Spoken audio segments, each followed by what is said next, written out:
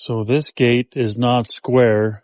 The elevation changes. We're turning that fence into a gate, adding hinges. It might build it out a foot or two there and a foot or two there and then add hinges. Don't necessarily need another post. And then this is a shorter 4-foot gate. We're going to add hinges and lengthen, or turning the fence into the gate and turning the gate into a fence. So there's no gate here. We're going to put one post here in concrete there, tie it into there. Over here we need to put a sleeve in the ground so that that post can be removable, and then finish tying it in there. Bolts or screws here. Need to pick up more bolts and screws. So this section of gate I am turning into I called it a gate, it's a fence. I'm turning fence into a gate, and in other areas I'm turning the gate into a fence. Need some more of this hardware, and we're gonna need some more pickets, more hinges, and yeah, I got a sample of the sections I need. So I just realized these pickets are not half, they're about 5/8. 5/8 pickets, but there's no spikes on the bottom, whereas the old style has the spikes on the bottom, or it extends past. This one's flat. So I gotta figure something out. All right, so we need to put a post right here, but before we do that, we have to cut the plastic out from the trim around the landscaping. The post is going right here, and the same on this side. This plastic needs to be cut out so the post can go here. Well, there's tons of rocks in this hole. Lots and lots of rocks. Got to keep going. Soak it with water if you have to. So I was gonna make this post removable. I wrote myself a note, make a sleeve for it so that it's removable. But then I got digging, and that one is in concrete. And then you don't want to run this over, so I was going to do a removable post right there instead. But then that 4-foot piece can stay to the left and the 8-foot piece to the right. So you could still drive through, I believe, without a removable post. Let me know what you think. All right, take 2. 4 feet wide, 6 feet tall. Finally, I got a 4x6 and not a 6x4. This is the correct gate for the back. Alright, we're doing some custom modifying on this prefab fence system. Got the panels laying down. If you guys are digging posts for concrete and you keep coming across these massive rocks, got the bags of concrete there. One of the coolest tools you can do and use, a hammer drill with a chipper attachment. Now this is typically used for removing flooring, but if you know there's no utilities buried below and you're not going to strike power, water, internet, or any other utilities, use this chipping hammer attachment with the hammer drill to expedite the process. This will save you so much time. So I have to make a custom sleeve for the 2x2 fence post so that the post is removable. But the 2.5-inch tube, this piece here, is too small, so I have to use a 3-inch and do some welding. Weld some shims in there. All right, so I'm making a custom sleeve so that the 2x2 post is removable. Now, part of me thinks, oh yeah, 2.5 2.5 will be fine, but the problem is on the inside diameter, it's not quite 2 inches. I'd have to grind out the inside. So the next best thing is go to a 3-inch tube. And then I just put some shims on the inside and welded the edges.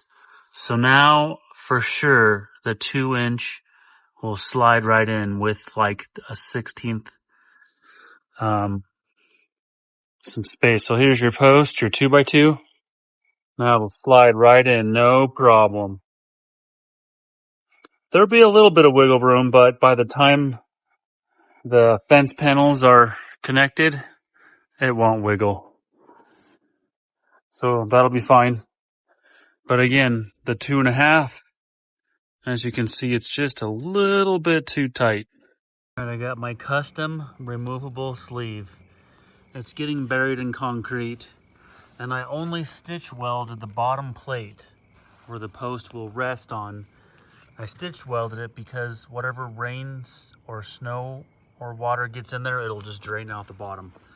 Now ideally your sleeve, your post sleeve should be galvanized, but for this particular application, I decided to fab my own. A lot of the post sleeves are already galvanized and they're for the circular pipe where I'm dealing with tube. Couldn't find a good tube sleeve. So anyway, it's gonna go right in there. You wanna use a heavy duty mixer, not a light duty one, otherwise it'll start smoking.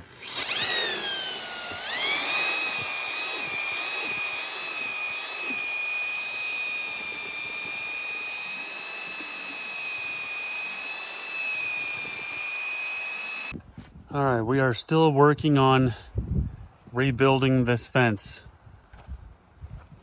Friday, I installed a drop-in post. Well, it's not a post, it's a post holder. So we're gonna cut to size another post. Now look at the difference. Pre-fab on the left, 16 gauge. Looks like a soda can, right?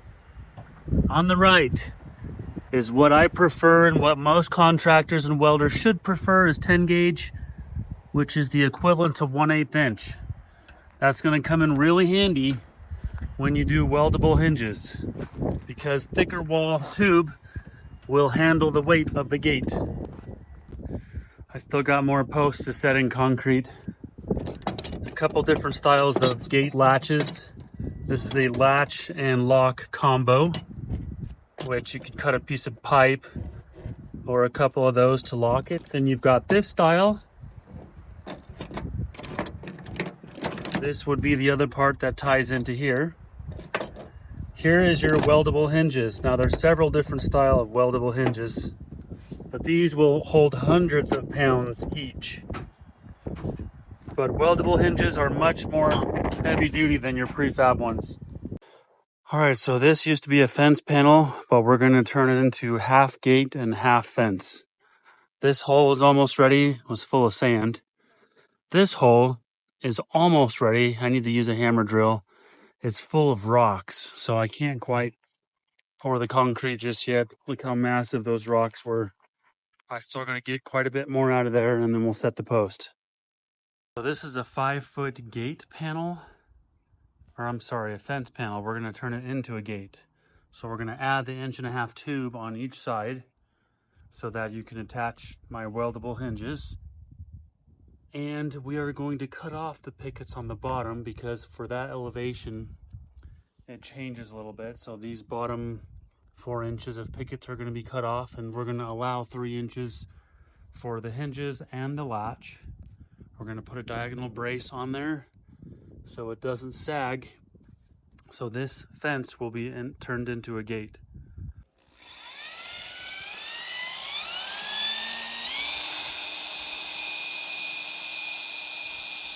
So this is the new gate. We're gonna modify that slightly to fit in the middle there. Before there was a very small gate there off to one side, but we're gonna get it centered.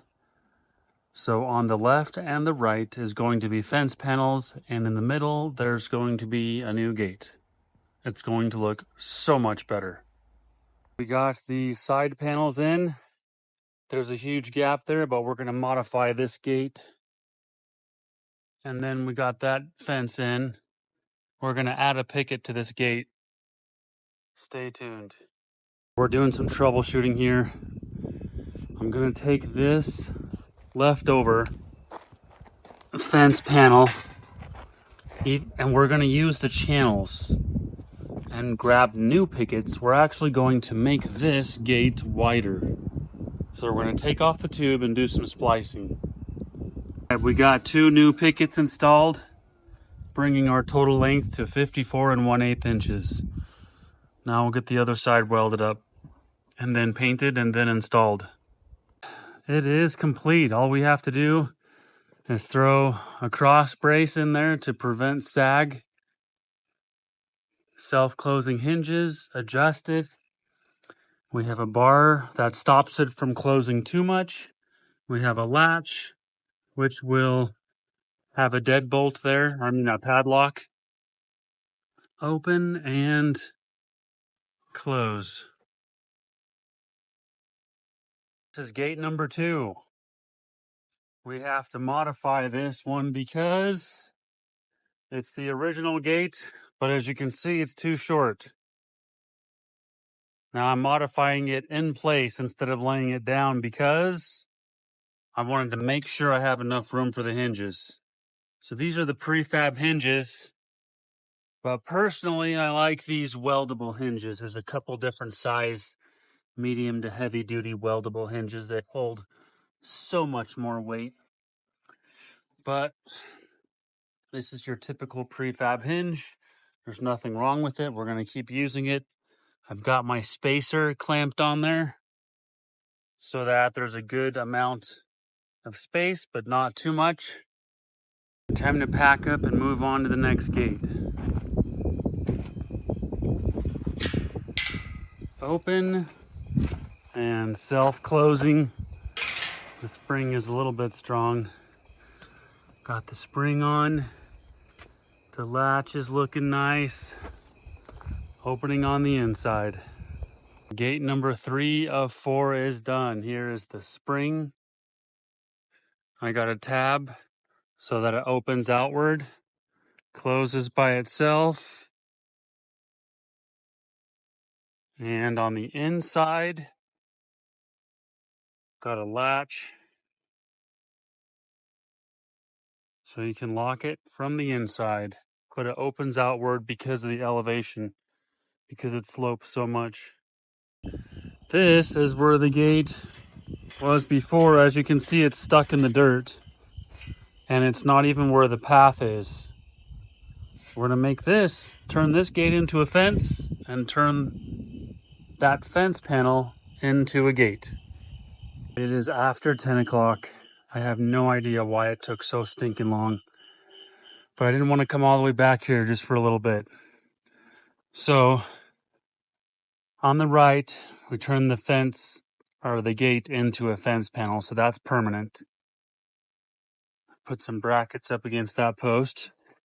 I did a couple tack welds on the prefab hinges just so they don't slide. And diagonal brace. I took this fence panel and turned it into a gate. Got 1.5 by 1.5 tube on the ends. Nice clearance. We have a lock. Number 4 out of 4. Finally done. It's time to clean up and go home. This right here is my favorite thing ever. In the history of forever. I think about this every day. I think about this all night long. I stay awake, not sleeping, because I'm thinking about this.